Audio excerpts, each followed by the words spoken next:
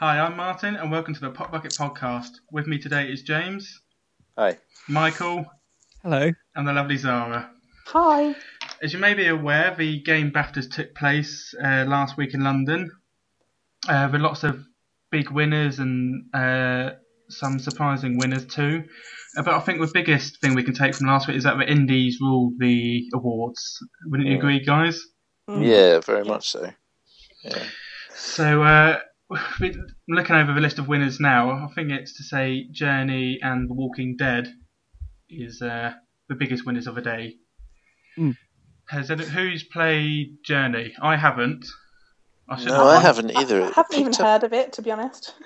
It's a PSN thing, isn't it? Or it is, yeah. It's not a normal game.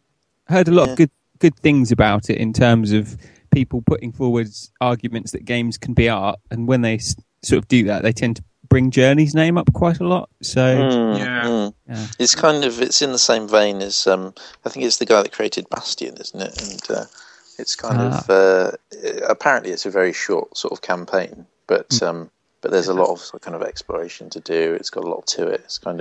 It is a bit of a journey by the sounds of it. But the graphics looked fantastic. It was a really sort of nice kind of cel shaded sort of art style.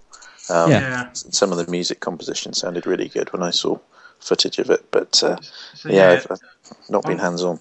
On that note, James, it did win artistic achievement and audio achievement, so in terms of games being more art, that's certainly true. The Walking Dead, I think it's what we expect is that Walking Dead won Best Story. Woo! Well, I haven't played The Walking Dead either. It's really bad. I want to. It's really good.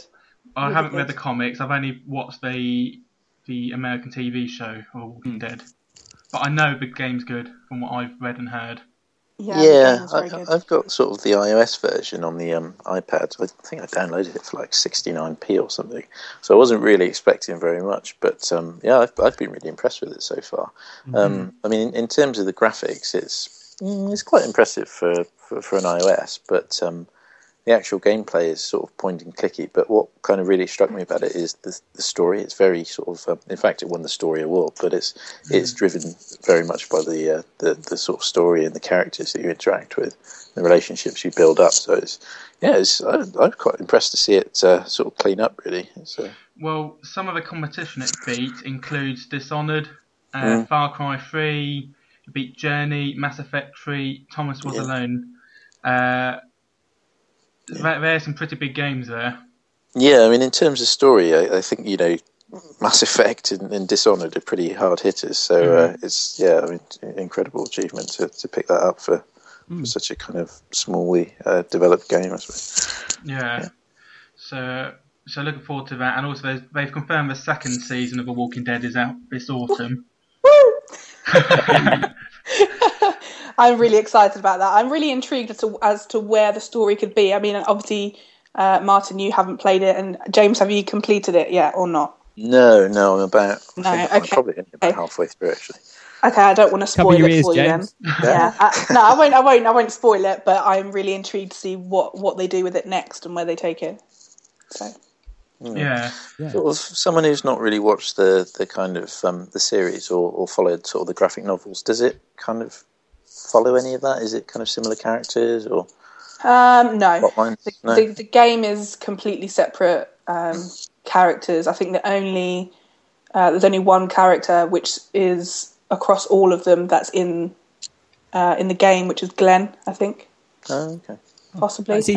Actually, no. I don't even know. I don't know. That's probably not even right. It's actually a fresh whole new batch of characters.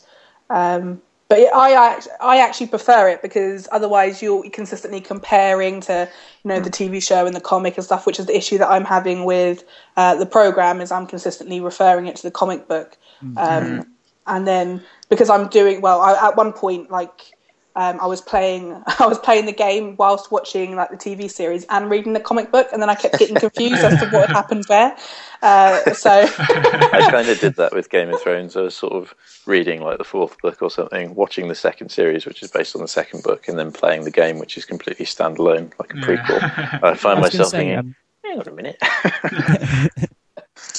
I was going to say, yeah, that's even more impressive though, that it won the story awards when it actually has its own set of characters. So that's got to be pretty engaging for for just to come out of the game to win that award. So it really is. I think it's because the whole game is pretty much based around the kind of characters and the people you interact with, which is obviously why it won story, because you get so engrossed in the characters and who to help and whose side you pick in an argument and all that kind of stuff. And because it tailors to the way that the choices that you've selected, it remembers. So people will remember what you said, and people will then possibly change their answer to you later on in the game, depending on what you said to them, 2 episodes ago. It's really strange, but it's really interesting all at the same time. Just because point and click for me, I've never really been interested in that kind of game, just because it doesn't seem. It always just seemed lacking a bit of action for me. And although this is a point and click game, I find that there's quite a bit of bits of, oh my god, I have to do something, and then it's definitely a good game. If you haven't played it, it's worth having a look. And I don't know whether it still is, but I'm pretty sure it was half the price on Microsoft points for a little while. I don't know if it still is. Yeah, I think the iOS is still sort of right down in the sort of 69p kind of mark, which is amazing value, really. But you have to remember that on the Xbox version, you buy the episodes. Well, when it came out, you bought the episodes separately as they came out. I don't know whether they do it as like a big bundle now. They might do, but I'll have to have a look at there is a retail version. Yeah, I heard that they were doing a retail version that's coming out. I'm not sure when that's coming out, but you can still download it all on Xbox Live. So looking at the other sort of nominations as well for the other categories, Far Cry 3, that was pretty impressive to win the action. I was up against sort of Borderlands 2, Mass Effect, Hitman, Halo 4 as well, Black Ops. That was quite a surprising win when you think about the competition it was up against. Yeah. I mean, obviously, Martyn, you've played Crysis, haven't you, and sort of reviewed it. Do you think it stacks up against the others? Crysis 3 doesn't stack up against. I haven't played out of those. I haven't played Hitman, Absolution. Hitman's good, but I mean, quite a different sort of game, really. Completely different. Crysis 3, it's kind of your kind of stealthy kind of. You can't really compare the two, can you? No, it's quite difficult. I mean, I suppose. What do you think, Martyn? Would Far Cry compare more to Borderlands or Halo? I suppose it's probably that's difficult. Open worldy, a bit like Borderlands, but Far Cry. If I had to pick a winner out of those, I probably would have picked Far Cry 3 myself. Really, very closely followed Borderlands 2. Black Ops 2. It's a perfectly decent game, but. It's Borderlands 2 is more of the same, exactly right. Far Cry 3, it looked great, it played well, the open world, and the storyline was quite good as well. And Borderlands 2, it's just a really fun FPS RPG. Black Ops 2 was actually in the innovation category. It was nominated, but it wasn't. I'm sure there's been more innovations than what Black Ops 2 did. But, also, I would kind of question that one as well in terms of, in fact, most of the games from the Call of Duty franchise I don't think would be considered particularly innovative after Modern Warfare. No. I mean, they're good for what they are. They stick to a formula, but they're not going to completely reinvent the FPS genre. No, they found a niche, and it's there's a market for it. But I mean, I would find it hard to choose between any of those. I don't know if I would have put Hitman sort of alongside Halo 4 and Far Cry. Yeah, it's more of a cerebral game, Hitman, isn't it? It's sort of you have to stealth your way through, and also you have to sort of observe your surroundings and then work out a plan. That's right. Yeah, it's kind of it's a tactical kind of. You have to be a bit kind of methodical about it. I mean, the new Hitman, you can go in all guns blazing, and that's great fun if you've had a bad day. But yeah, I mean, the real kind of reward comes from kind of picking out your target and sort of sussing out the best plan and the best way to sort of take them down. And usually the kind of the major rewards come from making it look like an accident. So that's the beauty of the Hitman series. Yeah, it's good fun. It's good fun. Mass Effect as well. I think In terms of action, I think it's pretty grand. But for me, the major thing for Mass Effect was the storyline. Just fantastic. Single player. Oh, I should mention the Citadel DLC. Apparently, I mean, I have actually downloaded that, but I haven't played it yet. And you get, your colleagues from the 1 and 2 games. A lot of they come back, and apparently it's quite humorous from what I hear. There's a lot of in jokes and stuff, so I'm really looking forward to going through that. But again, that's another example of how a game sort of caters to its fans, and I'm really looking forward to that. There is quite a lot of that, isn't there, in Mass Effect 3? Because I think it's sort of they've established quite a lot of the characters, and you know how people would react to a certain sort of situation, and they really are sort of able to kind of play on that, aren't they? And kind of, Rex is going to be kind of a bit bullish, just charging all guns blazing, whereas someone like Garrus is a bit more kind of sly, I suppose. So it's kind of it's nice to see actually sort of some of those old characters coming back. I've really come to the conclusion that I don't like watching footage of Mass Effect on sort of award shows or the internet, because Shepard never looks like my Shepard. Yeah, it is a little bit disconcerting, isn't it? Yeah. You get used to your Shepard, and then you think, who's that guy? Yeah. I mean, for example, I've got like two. I've got like a femme Shepard, and I've got like my male sort of hero Shep, and he's sort of like sort of a redneck with a goatee tash. So whenever I see the bald Shepard, the default one, I'm like, who the hell's that guy? That ain't my Shepard. I styled my Shepard on Obama, or I didn't intentionally. When Mass Effect 1 was out, then Obama wasn't really on the scene. But in retrospect, I've imported him throughout, and he looks just like Obama. So what you're saying is you effectively preempted Obama. I invented Obama. There was no Obama before I started playing. Cool.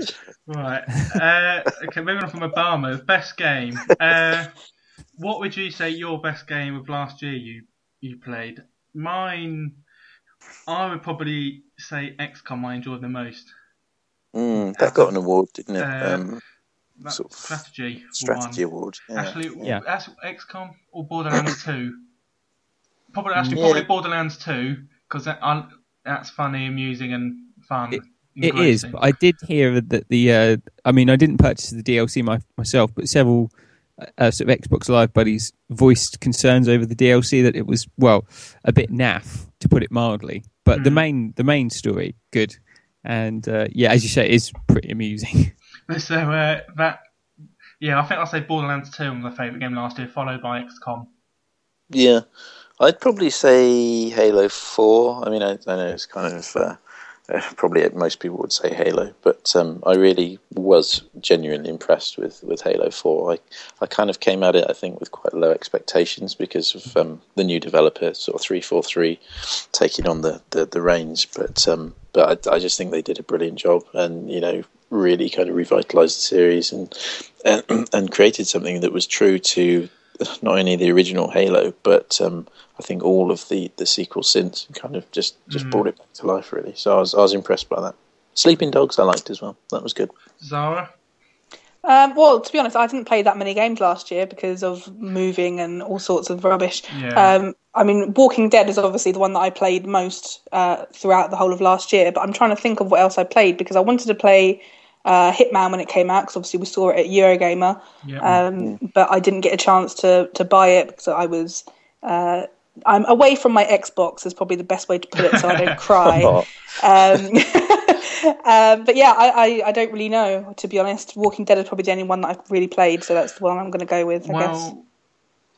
Dishonored won the best game at the BAFTA Awards. Are people happy with that? Is that a deserved winner? I think so. I mean, it was up against Journey, Far Cry again, Mass Effect. I mean, but for me, it probably would be between that and Mass Effect. Yeah. I think. Yeah. But then I haven't played Journey, so. Yeah. I mean, for me, my game of the year wasn't. I mean, Mass Effect was number 2 for me. Number 1 was a bit of a left field choice for me. Was Rocksmith, which was. Yeah. Very interesting. Do you know what? Choice. I was going to mention that actually. Rocksmith was. I bought that towards the end of the year, I think, and I actually really enjoyed that. I thought it was quite good. It's really well made, isn't it? It's like they really put the effort in, and the range of songs you get, even without sort of downloading any extras, is really quite broad. I mean, there's something for everyone there, I think. Yeah, no, I'd agree, especially because I'm not a big like rock person. Obviously, when you learn guitar, it's mainly rock songs that you will learn. But they had like some softer things in there, like Incubus, which I was so happy with. So yeah, no, it's definitely got a good selection of songs on there. I'm glad you brought that up. Actually, I forgot about that. Yeah, no, I really enjoyed doing that last year. Yeah, it was an interesting choice. Sure, Ubisoft be glad to hear that. I'm not sure how many copies it sold, but I did know. So in reviews I've read, some said it's a good education tool. Some said it's a rubbish one. It's like you said it's quite a good one, Mike. Well, I mean, I'm coming at this from, I've played the guitar on and off for a couple of years, so I wasn't coming to it completely cold. But it levels up to your ability. So say you start off playing a song and you only hit a couple of notes, then it's going to give you the same difficulty next time until you start hitting more notes, and then it'll ramp up the difficulty until you're effectively playing the song as you would be if you were playing it, in real life on, if you didn't have the prompt sheet in front of you. So, I mean, if you're going to criticize it as an educational tool, then I think maybe the problem doesn't lie with the game. That's maybe the nicest way I can put that. That's fair. Is that the worksman doesn't blames his tools? That's that analogy there. There you go. Yeah, well, it kind of struck me as kind of the connoisseur of guitars game, sort of the kind of the refined guitar player's tool. Whereas you've got like kind of Rock Band and Guitar Hero and that kind of, they had this sort of nonsense kind of peripherals, didn't they, that went with it. But it was nice to be able to just pick up your own axe and grind it the way God intended. I mean, I played it as, because although I had like one lesson like a year and a half ago or something stupid, I then had to give up because of conflicting retards of teachers. I bought the game like after a year of maybe not really playing and knowing like the chord G, and that's it. And then I started playing this game, and I know at least 4 chords now. There you go. I mean, well, that's proof it works, isn't it? And I haven't really played that much of it either. So looking on like my Xbox, I've done like 15% complete. So that's like nothing. But still, I thought it was really good, and it does tailor to the way you play and how good you are and stuff. So I thought that was quite good. It didn't make me feel as rubbish. Yeah, I can imagine it to be the sort of game you could easily pick up and put down. You might come back to it in 6 months and say, actually, I fancy trying it a bit more. Exactly. You practice away from the Xbox. You have your guitar and you can strum and fiddle around with it, and then you can come back and see how well you've done. I suppose in the meantime, it's quite good. I should pick up my guitar again. It's been a while. Right. I think that's enough on the BAFTAs. Let's move on. I did it basically this in the warm up. I'm going to spring this on you. I'm going to do my singing again. Oh yeah, brilliant! Yeah, I have had. I didn't mean to sound unenthused. I have had people say they enjoyed it. I don't know whether it's laughing at me or with me. I don't know, but who are these people? I want their names and addresses. So I'm going to do 4 songs for you again. And it's a mixture of sort of songs and different time periods. Okay. I'm expecting something like Baroque or something. Gonna sing Cole Porter. Right. So again, I'll sing a few lines. I think some of them going straight into it. Okay. Some of them more like the chorus. So sort of wait till the end, and then you can guess at the end if you want. So you ready for the first one? Bring the noise. Okay, well, hang on. Good. Let me reach, let me beach on the shores of Tripoli. Let me sail, let me crash upon your shore. Sail away, Enya. Enya. The finest Nicely done. Singer. That's a fine rendition, sir. That's not how it goes, though, is it? Yeah. Yeah, broadly, yeah. I think, yeah. Has someone redone it recently and made it into a dance track? Because I just imagined like it in like Ibiza for a second there, the way Martyn was singing it. Okay, maybe not. I think it's just you. There could be scope for a remix, but Yeah, I think that there definitely will be now. I think maybe one of our listeners could put a beat to it, and yeah, if you do that, you'll win never-ending respect. I'll come to your house and sing at any event you like. I'm cheap, trust me on that. Right, okay, so correctly you got that was Enya Orinoco Flow. One of Adam Partridge's favourites, I believe, as well. Yeah, you're not wrong, actually. I used to see me strumming around to, was it Chameleon, around the house. Like he does in his caravan. Right, next song. This bit more modern, this one.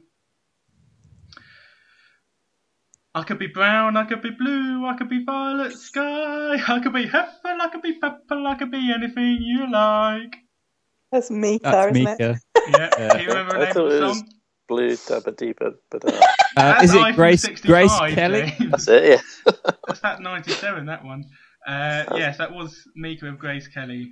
Oh, Correct. I'm proud to know that. Well done, Michael. Yay. I just wanted it to stop, really. But anyway, Right. I can't find a pencil. I'm keeping score with a little rolled up bit of paper. Right. It's hard to keep track of. music's the winner, James. Music's the winner. Yeah, I've invented a sort of Martyn's a primitive sort of abacus system here, but I probably won't get more than one. Right, next one. Again, we're getting a bit more old school here. Heathcliff, it's me, it's Kathy. I've come home. It's so cold. Let me in at your window. Kate Bush. Yes, that is. Wuthering Heights. Wuthering Heights. This There's isn't another bit fair. of paper needed. That's a bit of old school there. I'll tell you why this isn't fair, because Martyn, you sound like you're putting on voices and I can't stop laughing in time to answer. I'm not putting on. I'm singing, Zara. So yes, James, you got that correct there. Marty's like, come on, You take guys this need to catch up. seriously. Yes. I really tried. I'm the only one dedicated to this. Because you're winning. For one. Yeah, that too. Right, Added okay. motivation. Right, for the last one. I like this song actually. It's one of my favourites. I sing myself to sleep. A song from the darkest hour. Sit down, Secrets Jay. I can't keep inside of a day. And yes, Mike has got that song already. Yeah, I thought I'd buzz in, but I didn't Yeah. have a buzzer. What was it? It was Sit Down by James. That is correct. Oh, Do you know that one, James? Oh, sit down. Oh, Yeah. sit down. I do actually. Yeah, I didn't recognise the little verse there. I'll tell you why I didn't recognise any of them. Do you remember the last podcast where I was talking about watching Les Mis and how Russell Crowe came on and kept singing really dodgy low notes that I couldn't stop laughing at? That's exactly what you did for all four of those songs. So are you saying I could be in Les Mis then? I'm saying Basically, you are that's Russell what it Crowe. sounds like. Okay, well, I'll put It's my not a bad application in thing. next week. You should put that on your CV. Yeah, okay, I'll do that. Thanks for the vote of confidence there, Zara. It's one of the few I get. I think we'll move on from that again. So that was a draw. We need a tiebreaker, Martyn. Arm wrestle. Yeah, Practical, but a fight to the death. We need a tiebreaker. We do. No. Okay, we do need a tiebreaker. James said it first, so we'll do a tiebreaker. oh, brilliant. Yay. Okay. Right, okay, I'll do the next one. Whoever gets it first wins. Oh, so I could still win. Well, whoever You're disqualified. you're disqualified. Oh. Fine, because I think We'll you just sound make like you laugh. Russell Crowe. Thanks. Right, okay, ready for the next one? Let me lay it on the line. I've got a little freakiness inside, and you know that a man has got to feel with it. Is it Sugar Babes, Freak Like Me? Yes, Yeah, well done. Oh, I have no idea what that is. I could just hear James throw his paper and pencil on the floor. That abacus system has gone sprawling. Yeah, I don't know what happened to the second ball. It's kind of That's good. So Michael is the winner. This podcast. Yay. Well done. Well done, Yeah, I him. think now that it's ended, we're all winners. So, right. Same time next week. Yeah. I'm not going to be here next week. No offense. So anyway, Okay. Zara, films. Yeah, so we're going to talk about films that are made from games, just because we felt like it, to be quite honest. And we're going to start with one of the better known franchises, and probably the one that has the most films, actually, is Resident Evil. So if anyone wants to start on that, guys. Yeah, it's a pretty full-bodied franchise. They get better with age, don't they? The Resident Evil films, Yes. In all fairness, I did quite like the first Resident Evil film, but The first one was good. yeah, it was good. It was but then we passable, didn't. yeah. We didn't know then though that they were going to make about 50 more, and that they'd get progressively kind of lamer and sort of further away from any kind of relevance to the games. Yeah. So but the first one had its merits. It had Mila Jovovich. She's a good actress. Yeah, I like the first one. I found that quite enjoyable. She does that whole "I look slightly confused" look very well. I don't know. Yeah. I don't know if that's good acting or if she just genuinely doesn't know where she is. And I think it's just bad direction. Yeah, well, like because stand over there. She's like, whoa. isn't her hubby It is a MCG? husband. Yeah, no, not MC. No, that's McG. It's Paul Anderson. Anderson. Paul Anderson, who is Anderson, the director and writer the producer and writer of all of the Resident Evil films. I mean, I'm sure he's a lovely man, but I just wish he'd go away. Because he's not very good. Like, let me give you an example. If you're going to make a film, imagine he was making Die Hard, right? And you have the scene where Bruce Willis shoots a window and smashes a fire hydrant through it to get out. If Paul W.S. Anderson was shooting it, it would be exactly the same, only you couldn't quite bloody make out what was happening. That's how he'd shoot it. He'd shoot it like, That's me making noises of what it sounds like to watch it. So, yeah, that is my experience of watching a Resident Evil film, thinking, okay, poorly directed, and why have they made this character a villain when in the games they're a hero? So, like, I think they did that with Jill Valentine in one of them. But there are people who will go and see that movie regardless, just because they are Resident Evil fans, and they will go and see it because they have to go and see it because they're dedicated to the franchise. So I think we're going to be stuck with them for a while. On that note, Mike, Jill, have you played Resident Evil 5? Yeah. Yes. Yeah, I think they sort of used that Jill Valentine when she was a bit evil in that game. Right, so they took that as the running gun. I'll tell you what my biggest problem is of a series, is that they increasingly pluck random elements from each game to go in each film. Yeah. And in Resident Evil 5 beginning, you got that big executioner. Yeah. A huge guy. Is that the guy with the axe? The guy with the axe, yeah. Yeah, he was creepy. Yeah, he is creepy. In the film, was it the fourth one? I think. When they're in LA, and all of a sudden these zombies escape, and then out comes the executioner. In the game, it's sort of a tribal village. It has the context of why there's an executioner. Yeah. No possible way in Los Angeles there'd be an executioner running around with a huge axe. He's just been lying dormant underground, just waiting for the day when the T-virus breaks out. It's my time to shine. That's what annoys me. It's just a random element that's quite cool in the game and scary and threatening, but just thought, he'd be good. Let's pluck him in LA. It has no meaning, no sense. There's no reasoning behind it. That's what annoys me more and more. This is good. Use the anger, Martyn. Let it fuel. Well, I thought it was funny. Was in, I think it's like the third of the franchise of the films, which is appropriately called Resident Evil Extinction, where it has Ashanti in it, who's that singer who's friends with Ja Rule. And she is really a terrible actress. Really, really bad. So as soon as I saw that title and who was in it, I knew that I wouldn't be watching anymore. Yeah, fair enough. That's one film given a kicking. Yeah, so I'm going to move on to another little link that I've got. So this is another Paul Anderson link, actually, Paul W.S. Anderson link, because he actually also directed the first Mortal Kombat film, and there was 2 Mortal Kombat films. He didn't do the second one, but he did the first one.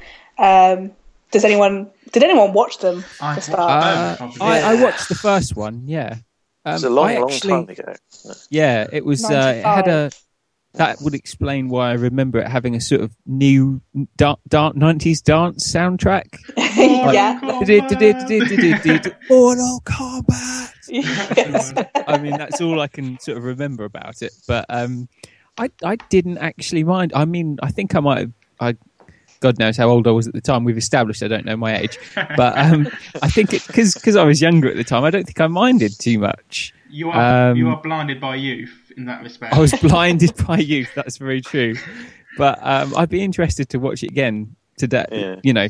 Soon to see how it stacks up with the. I think you're right, Michael. I think when we were younger, when I was younger, I was a lot more accepting of films, and the fact that a film was tied in with a game, I thought, oh wow, that's cool. I've played the game, now I'll watch the film, and it made you feel really kind of like you were part of something. but it's the same with the sort of Street Fighter the film that came out, and I quite liked that when I was younger. I thought, oh yeah, it's got my favourite character in it. It's got Blanca. And he's green, brilliant. And I watched it about 2 years ago because it was on like Channel 5 or something. And I just thought, oh my God, this is garbage. Why did I ever watch this? I heard someone made the analogy that it was the Apocalypse Now of its era. They said they said that it's a journey upriver to go and deal with a big mysterious bad guy. And it features a commando who's gone rogue. So, that's true. Was that commander played by Jean-Claude Van Damme? He was Guile, and he had Cammy, who was like Kylie Minogue. Kylie Minogue. She was a commando in that film, and she looked like a light breeze would blow her over. And there was you had like Bison as well, and his sort of evil corporation, and I think they created Blanca, didn't they, from doing some experiments which make people green and veiny, and they had to be taken down. They had to be taken down, James. Did anyone see the second one, the second Street Fighter film, which was The Legend of Chun-Li? Did anyone see that? I didn't know there was a second. I didn't know. The first one came out in 1994. And a good amount of time later, like 15 years, 2009, Street Fighter: Legend of Chun-Li came out. Blimey. So no one has watched that one then. That one passed me by, unfortunately. I'm not surprised because it has got an average score on IMDb of 3.7. So I'm not surprised if you haven't seen it. Yeah, it's kind of an odd time to do it, isn't it? Because the wonder of Street Fighter had died about 10 years prior to that. I know they brought it back out, sort of an HD version, didn't they, on the Xbox, PlayStation? But the kind of the furore of Street Fighter had long died, I think. Yeah, because that was like a big hit in the arcades, say the mid '90s and early '90s, which made sense back then. Yeah, it was a big button basher, wasn't it? Yeah. The only good thing about it was that Michael Clark Duncan was the boxer. He was Balrog, but otherwise, may he rest. But otherwise, I don't think there was many people that actually went to see that. I'm going to do another random link. It's not that random actually, because it's another Paul W.S. Anderson link, because there is a few of them in here, I'm afraid. But he also produced the Dead or Alive film. If anyone's seen that, with Holly Valance. Anyone saw that? I think I gave it a glance. Yeah, I bet you did. Have they just got him on speed dial or something? I'm not sure. It's literally, you've got a game, you want me to knock up a movie? Hey, here I am. You've got a fighting game, you want to knock up a movie, and you want to put a pop star in one of the lead roles. It's kind of strange, isn't it? And W.S. Anderson as well. So has anyone else seen that? I was going to say that he kind of went backwards as well, because he actually directed the film Alien vs Predator as well. So that's obviously going the other way around. But yeah, yeah, I just thought that was interesting. But anyway, yeah, sorry, Dead or Alive. Anyone saw it? Probably not. Yeah, I did. It was on, I think it was late night Freeview or something. I was like, oh, Dead or Alive, they made a film of it. It's going to be awful, isn't it? And I turned it on and it pretty much was. It didn't disappoint. Yeah. The fight scenes were like choreographed in a way that basically you could tell that they didn't really know what they were doing, so they cut around it, if you know what I mean. So they can have a close-up to, get away from the fact that it really isn't, competent martial arts. You know exactly what you're getting if you tune into a Dead or Alive film. So there you go. Wow. Going on the same, so we've already talked about Street Fighter and Mortal Kombat.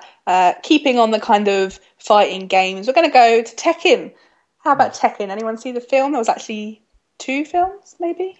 No. There was 2 films. 2 films. I know there was one, but not seen it. I gave Tekken a look. I couldn't get past the first 20 minutes because, they painted Jin as a sort of weakling type character, and that really annoyed me, shall we say. And there were several other inconsistencies with the game, and it's just like, maybe if I wasn't such a Tekken fanboy, I could have dealt with it. But I was like, do you know what? I'm not going to watch the rest of this movie. I'm going to go and make a jam sandwich. It's for the best, Michael. It's for the best. Did it have the luchador guy in it? Was it the kind of the tiger head or the leopard head? Oh, leopard? Is it a leopard? Yeah, that's it. I don't know because I didn't stay far enough into the movie to find out. But I would assume that it would have been awkward to integrate him into the movie. But if you're doing a film based on the Tekken storyline, which let's face it, it's pretty nuts anyway. You're not going to really have that much of a coherent film. I mean, I can see why they'd want to make a film of it because obviously, ka-ching. But there's no way you're going to get a mark of quality out of that. Do it as an anime, for goodness sake, but don't do a live action. Yeah. Sorry, I'll calm down now. I think we should move on to something else, just because I'm scared of what Michael's going to do. So let's move on to something a little bit softer, I think. Professor Layton and the Eternal Diva, because that sounds like me.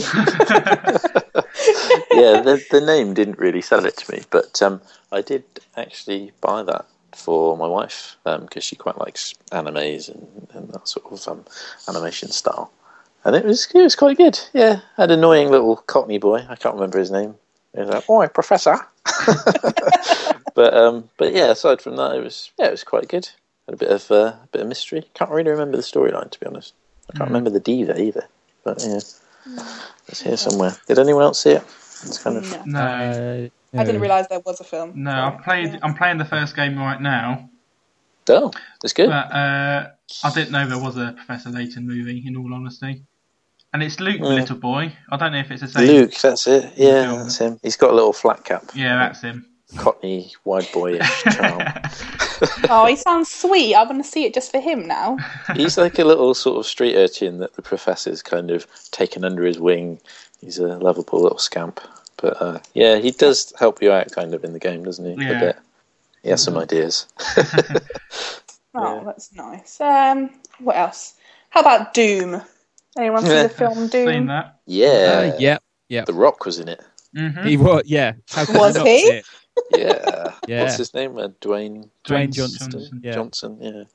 Yeah. That was quite cool actually. I mean, it was crap all the way through, but there was one scene I know the where one. they thought, they thought, right, let's stay true to our Doomish roots. We're going to do a first-person shooter segment. Yeah. And so you sort of see kind of this gun just running through a corridor, gunning down these weird Martians. Yeah, it's like quite good. it's like a the old POV Doom shot music like you get in comes the on. game. Yeah. That was quite cool. It was really made badly you done. nostalgic, It was a didn't nice it? little homage. Yeah, I quite liked it. Yeah. That was But just to clarify, rest of the movie, total cack, basically. So basically what you're saying is just to watch that little segment and then leave the rest. Yeah. Yeah, you skip to it. It's about an hour and a half in, and and then you can sell it on eBay. Top film tip. Excellent. What about House of the Dead? There was 2 of those. House of the Dead and House of the Dead 2. Nope, not seen them. No, apparently it's really funny, but not any good funny. Funny. A B it's movie funny they made the film. Yeah.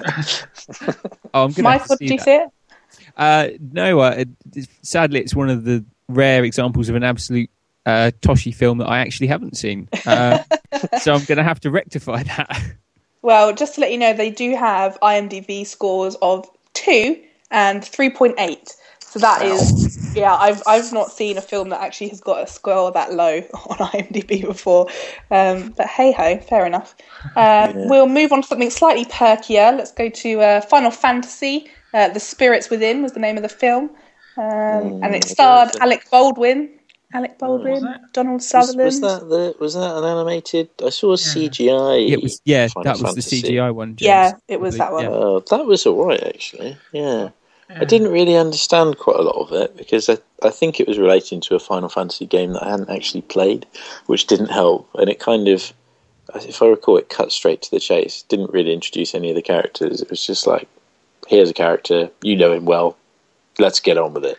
And there was a lot of motorbike riding, if I recall. Yeah, James, I have watched it. I watched it years ago when it first came out on video. Yeah. I have no idea what was going on, what was happening, who was what. No, it looked quite good at the time. Yeah, the graphics, the animation was awesome, wasn't it? And some of the fight scenes were quite cool. But I at the time I considered myself fairly well versed on the series, and I sat there thinking, this is Final Fantasy. It looks like Final Fantasy, but I don't know anyone in it. I was waiting for like Kate Sith or something to come into it. They never did. It was a bit too serious for that. Well, I had that in terms of that movie. It actually didn't do very well at the box office, and was quite a kick in the old plums for Square Enix because it nearly. I'm not sure if it nearly bankrupted them, but it certainly cost them a lot of money because they spent an awful lot of money developing this technology and not an awful lot of money on the script, which is probably the most important thing for a film. So they had these wonderful lush visuals, but they had I think it was intended, like Final Fantasy, to be a standalone, like every game is a standalone, or it used to be until they started doing continuums. But obviously, I think people's experience was very much like yours and Martyn's, where they came in, they were like, what's going on here? So, yeah. Yeah, it did sort of cut to the chase a bit too much for my liking. I mean, if I recall, it was kind of a standard sort of plot setup. There's a corporation and they need to be stopped from doing bad, and an A team is put together. But yeah, there was a bit. That's of a Final Fantasy game I'd like to see. Yeah, the A team do Final Fantasy. Just imagine that. Barrett could be Mr. T. That's true. That would be awesome, wouldn't it? Yeah, and he totally would be, wouldn't he? Yeah, with his machine gun arm. Yeah. I'm just come up with another great idea. Yeah, no one would die. I'm just looking at the cast for Final Fantasy. It had a good cast. It was Steve Buscemi, James Wood, Donald Sutherland, Alec Baldwin, and Sutherland wasn't he? But I like Alec Baldwin. Yeah, not me too. the Baldwins. No, that South Park movie. Buscemi's good. I like to see Buscemi having work. It's good to see him working. Well, anyway, we'll move on to something a bit more recent. So, Prince of Persia: The Sands of Time, with the lovely Jake Gyllenhaal, which was 3 years ago, I think. Roughly, yeah. I started watching it at Christmas actually. It was all right. I've never really been a big fan of the series, to be honest. I think I had one of the latest Prince of Persia games, and it was really crap. I think I picked the wrong game to sort of try and get into the series with, and paid the price really. So the film didn't really gel with me. But then it's potentially my fault because I've not really gotten to know anything about the sort of the lore of it or the sort of backstory. But Jake annoys me, so I didn't bother with it. Oh, but he's so pretty. No, he's not. Really? Both he of really the Gyllenhaals is. kind of annoy me. Maggie Gyllenhaal looks a bit like a basset hound. And sort of... Yeah, I would agree with that, actually. Oh, that poor woman. That is a harsh indictment, actually. I'm But sorry. if she gets a Maggie, casting on the back of it, though, I mean, There you go. it's not all bad. There's an audience for that, but Yeah. I think some of the action was quite impressive. They did loads of the bits that I saw were kind of like slow motion kind of jump fighting and that sort of thing. So. I didn't go and see it, but I was working in Blockbusters, may they rest, at the time, and when it came out on DVD, and I just stared at the cover for a little while. That kept me entertained. I didn't really need to see the film after that. Let's move on to something a bit more old. So how about the Super Mario Brothers film? The infamous Mario movie. The infamous, with Bob Hoskins and Dennis Hopper and John, I don't know how you pronounce his last name, Luigiano? Luigiano. I like that. I don't know. That's why I asked and you all went silent. So yeah, what about that film? It's shocking. Martyn, you wanted to bring it up. It's a shocking film, it really is. And Shockingly amazing. Isn't it shockingly bad? Like Bob Hoskins, Dennis Hopper, were all really good actors. Bob Hoskins, especially in Who Framed Roger Rabbit, he was brilliant in that film. Oh yeah, I'd forgotten about that film actually. And like Dennis Hopper in The Bus That Couldn't Slow Down. That was a brilliant film. Sorry, Speed. I just always call Homer Simpson calls it that, so that's what I call it. And they're both brilliant actors, and also they've done proper serious roles in their past. And to come out with that abomination of a movie. Yeah, I mean it's a weird game, isn't it, to base a film on to begin with? It's unbaseable, basically, and I think it proves it. Yeah. I mean, the other thing is they did it at the height of the sort of the Mario era, when Mario had a cartoon and a comic book, and you can almost hear the accountants going, "Ka-ching! We've got to do this one." You can imagine sort of the boardroom, can't you? Sort of smoky boardroom, and the executives in their ties going, "We need to cream this Mario cow some more." Yeah, it's definitely one of Nintendo's biggest ever mistakes doing that. Yeah, it's lucky it didn't harm as well. Like Cooper, do you remember the Cooper? They made him like he wore like a suit and stuff, and he had a really small head. Yeah, and they had an alternative dinosaur universe as well. I'm just remembering this as well. Something where they had like live animation, like people dressed up in dinosaur suits. I'm not just tripping now, am I? That definitely happened. The Koopa Troopers had like scaly skin there, and they were just like giant kind of weird lizardy. They were meant to be turtles, but they were kind of more like lizard men. Because we were talking earlier about how when you're a kid you're more accepting of stuff. When I saw that when I was younger, and I think even then I thought this is just appalling. I probably wasn't that. Maybe I even was that condescending. Yeah, I probably was that condescending. You were, mate, knowing you. I was, yeah, definitely was. But even then, I knew that this was absolute dreck being placed in front of me, and I was only pre-teen then. So yeah, it's true. Actually, I think that one kind of, I don't know. It's something about it kind of freaked me out. It was just like, oh, this is Mario. Mario's meant to have, nice things like fluffy clouds and kind of stars and mushrooms, but this was just kind of weird. Definitely. I'll move on to something else then. I've got some more recent games that have had films in the past. So we'll go to, because I only found this one out maybe before Christmas, that Far Cry, there was a film of Far Cry, which was 2008. I don't know if anyone else knew about that. Anyone? You told me about it. Yeah, a while ago. But there was... Is that Mr. EU Bowl directing? Oh, I don't know, actually. I'll have a quick look. But it had... I know the guy who's in it, who's just... I thought... I don't know what his name is. I know he's a German actor. But I think it's Til Schweiger, I think, maybe. Right. And he was in Quentin Tarantino's Inglourious, and he was in Tomb Raider as well, actually, which we're going to talk about in a second, which I thought was a little bit strange. But I don't know. Yeah. I didn't know that there was a film for it. It doesn't look very good. No, I've not heard anything really about it, apart from, I think you mentioned it for Christmas. But was it sort of, what Far Cry was it based on? Because the Far Cry of old, you sort of, I don't know, you had some weird disease which made you like a predator. You had kind of special powers and stuff. Whereas kind of modern Far Cry is, you're just a guy who kind of gets progressively more into killing. But well, the game was in 2008, and the only, obviously I've not seen it, but the only biography that it's got written here, it just says 2 Seattle reporters investigate the deaths of mercenaries on an island off the coast of the Pacific Northwest. So it's based on a tropical That's all it island. says. Doesn't really say anything else. Yeah, it sounds like the original Far Cry was sort of island based, wasn't it? In kind of a mercenary camp or something. But well, one to look out for on Channel 5. Yeah, let's. I've already mentioned Tomb Raider, so let's talk about Tomb Raider, the films with Angelina Jolie. We may as well. Is she French? Well, no, it's just I said it with the lips. Oh, I see. Fair enough, though. Those lips, yeah.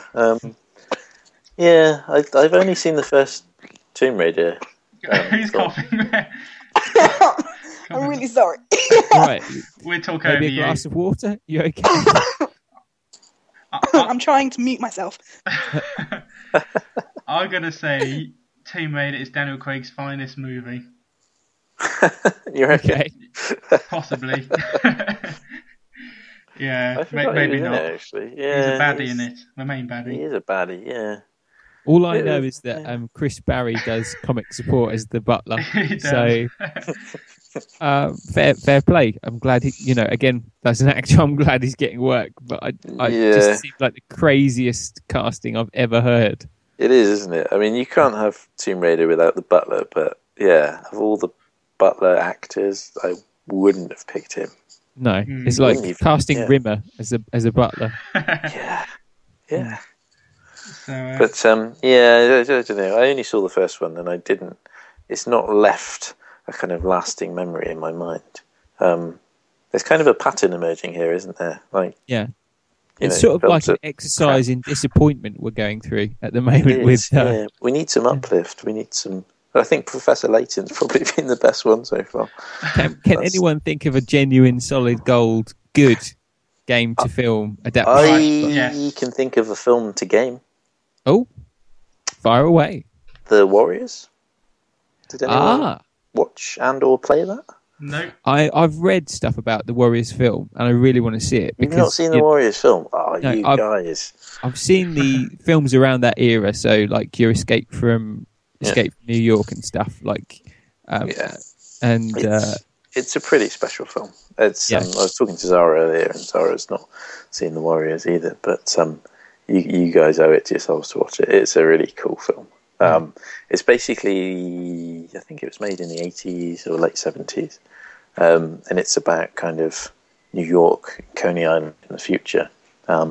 It's basically ran by, hundreds of different little gangs, and the Warriors are one of these gangs, and they're all kind of called together to this gang summit.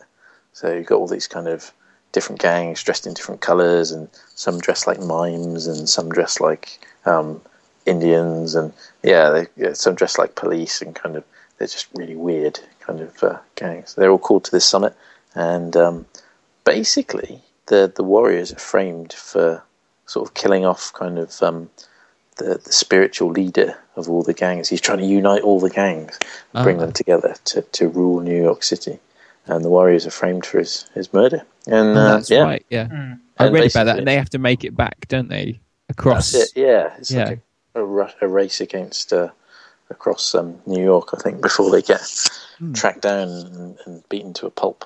But yeah, it's cool. There's loads of bopping. They call it bopping. People bopping each other. That just means beating on each other. But yeah, it's good. It's a good film. It's weird. Cool. Weird soundtrack. I would say, Mike, saying a good game to film. I did quite enjoy Silent Hill, despite its weirdness. But then the games are weird. Yeah. I did enjoy Silent Hill. I thought it was most accurate and most true to the source game. That's one film that I've got on DVD that I actually watch again and again. That is a genuinely good film. I think the acting's really good in it. The effects are really good, and as you say, it is quite true to the original Silent Hill. I shall have to give that a look. Yeah, because I'm not really big on horror films, but because it's based on a game that I've played, I might be able to handle that. Yeah, it's got Sean Bean in it as well, who is... Oh, right. He At least I know die. who's not going to survive the No, he doesn't die opening this five. one. No? Oh, wow. Well, you can't... Yeah, all right. Spoilers. Or does he? Yeah. Or does he? Ooh, Well, no, let's anyway, divert let's that spin on. spoiler and negate it. Anyway. Yeah, but he is in it, and there's stuff that goes on. But apparently they're making a second one this year, aren't they? It's already out, Sonic James, on DVD Yeah. and Blu-ray. Is it? Yeah, It was last year. They did a 3D, I think, wasn't they it? did last Revelation year. 3D. That's the one. 3D, because we needed 3D. So I don't know. But that's That's another conversation. Cool. 3D, I think. All right. Yeah, that we'll have to do now. I think we can all agree most. Oh, we didn't hit the best ones. What's the best one? I was saving some of the best ones. I've got Max Payne. I've got Hitman. I've got actually. I think that was probably it. Actually, You say the best ones. Oh, okay. ones that I want to discuss because I've got a quick little chart. I might just give you the chart instead. Oh, okay. Which is like the top 10. Films, games that have been made into films. And I'll just give you a quick run through of the top 10. These are going by the average scores on IMDb. Obviously, if there's more than one, I'll just add them all together and then, divide average. You know how that works. Yes. You did I maths did at school. GCSE. Yeah. Do we call that Exactly. a mean number? That's a mean, yeah. Well done, James. Hey. Well done. Still remembers something. Okay, so number 10 was actually Super Mario Brothers, which was an average score of 3.8. Number 9 was Mortal Kombat with 4.4. Dead or Alive, which was 4.7, is number 8. Number 7 was Doom, 5.1. 6, there was actually a draw, which was Tekken and Max Payne, which both had 5.3. 5 is Tomb Raider, which on average on the two films was 5.5. What was that? Sorry, you went quickly then. I went too quick. I didn't even mention Far Cry. Oh, sorry. Number 5 was Tomb Raider, I think. Yeah, number 5 was Tomb Raider, which was 5.5. 4 is Silent Hill, which was 5.8 across the two films. Mm-hmm. Number 3 is Resident Evil, which on average got 6 as a score. There's a tie across three films for number 2, which is Professor Layton, the Final Fantasy film, and Hitman, which is 6.4 across all 3 of those. Mm-hmm. Oh, I wouldn't. And the number one, which you're all going to love, is Prince of Persia for 6.6. Is what that one. So the ones that didn't even make the list were Street Fighter, which was 3.6, Far Cry, which was 3.2, and House of the Dead, which was on average 2.9. That's appalling. That's definitely next on my list. All right, then. Okay, yeah, that's interesting, right? Yeah, we can put the list on the site, actually. Yeah. That'd be good. Yay! So, yeah, I think we can all agree they're pretty pants, then. Most movies. But pretty not bad. There is promise, guys. Ubisoft are making an Assassin's Creed movie with Fassbender. He signed up for Fassbender. Fassy's in it. Yes. As the main character. Not That's sure. pretty cool. I don't know, but they're taking... I think they're making it themselves. They're taking full creative control. They're choosing director, I think cast. So that is a bit of promise on the horizon. Well, they're making a second Hitman as well. And I'm told, I'm not told, but I read that they were getting Paul Walker to be Agent 47, which is a little bit bizarre, but we'll see if that goes ahead or not, yes. Yeah. The chap that played Agent 47 last time, that was... Timothy Oliphant. And he's in Game of Thrones, isn't he, Martyn? Is he? I think so, isn't he? No idea. I think he plays... what's his name? Jamie? Is it Jamie Lannister? No I've idea. not watched it. He's got long hair, so I'll look it up, James, later. That'll be homework. It will be. Good. So, that's a shame, but we knew what films are like from games. Pretty rubbish. Oh well. We got the games themselves, which we can all enjoy. Yeah, and The Warriors turned out to be a really good game, actually, as well. Rockstar made it, and they made it about 20 years after the film came out, so it was a sort of retrospective... respectful look at the Warriors. Well, Rockstar would do a good job, so that's good to hear. Yeah, it's in safe hands. Jolly good. Well, so we'll wrap it up now. So thanks to Michael, Zara and James. You can always contact us at Twitter at PopBucketUK. You can email us at podcast@popbucket.co.uk. And you can also leave messages on our Facebook page, which is facebook.com/PopBucket. Has anyone else got any closing comments? I love you, Internet. Fair enough. I'll leave it on that note so Zara can get back to her internet. Take care, and we'll see you next time. Bye-bye. Bye. Bye.